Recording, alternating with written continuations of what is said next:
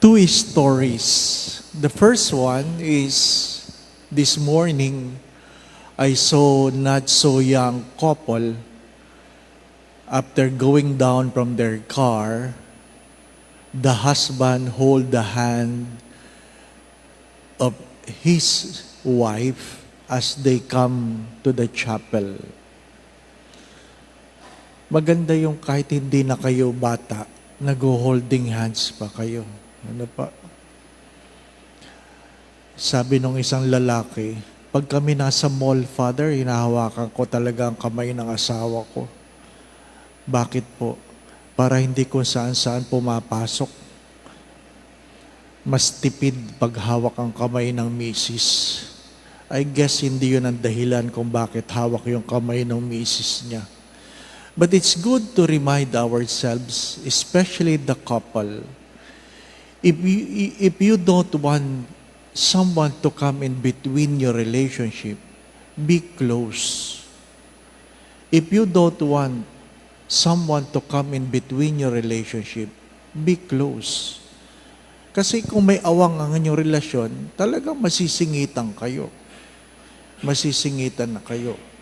The second story is about an experience. I was in Guam and I was in the store looking at some of the religious items that I admired.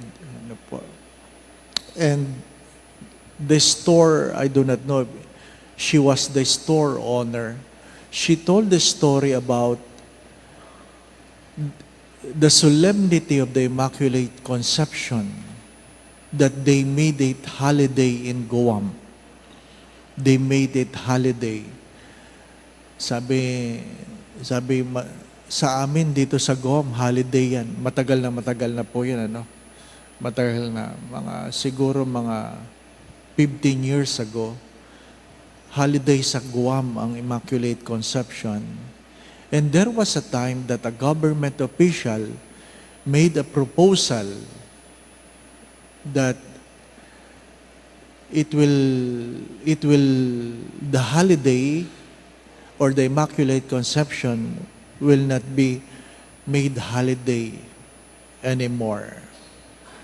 And I was just listening to her and said, but you know, Father, at that year when they removed the holiday of Immaculate Conception, there was a big typhoon in Guam that destroys a lot of the area.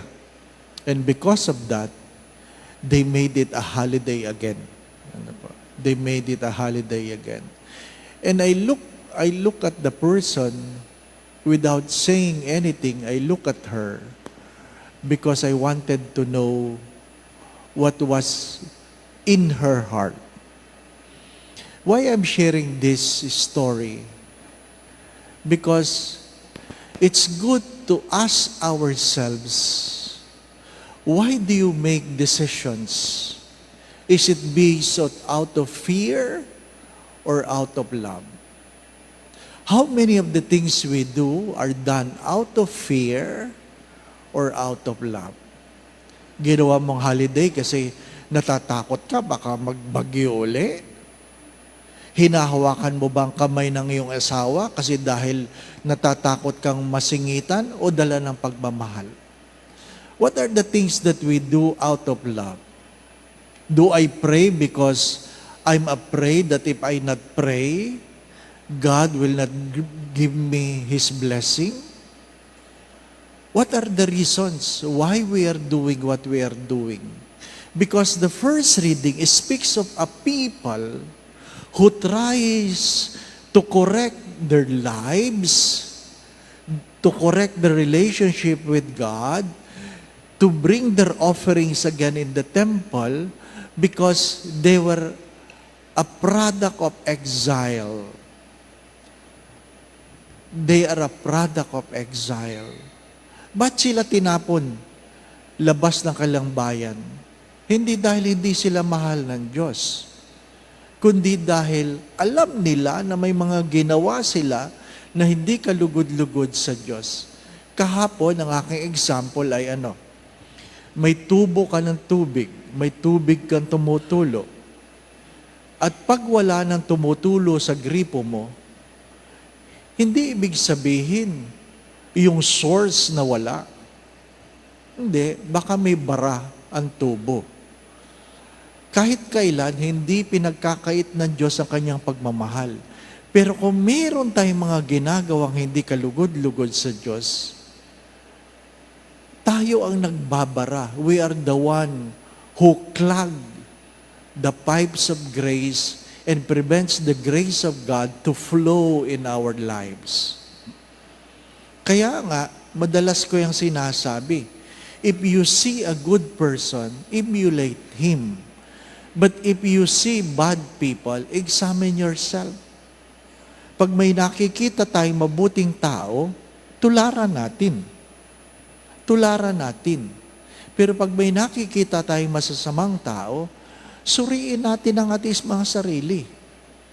Hindi tayo, wala tayong karapatang maghusga. Look at those stories, my brothers and sisters. Why do I really hold the hand of my wife or my husband? Why do I really go to Mass? Why do I really declare a solemnity, a holiday? Is it because I'm afraid or out of love? What is the gospel trying to tell us? What is the gospel? Jesus reiterated that the relationship with God is not about what you can get from God. It is not about what you can get, but out of love. How do you express your love for God? You listen and you do what you have heard. Again, the relationship we have with God is not out of fear. Never out of fear. Fear of what? That I will be deprived of the blessing? Malungkot yun. Malungkot yun. Let your relationship with God be out of love. And how do you express the love? You listen and you obey. Amen. Try to do things out of love, and you will notice a big difference. The Lord be with you. And with your spirit. And may Almighty God bless you and your family. In the name of the Father, the Son, and the Holy Spirit. Amen.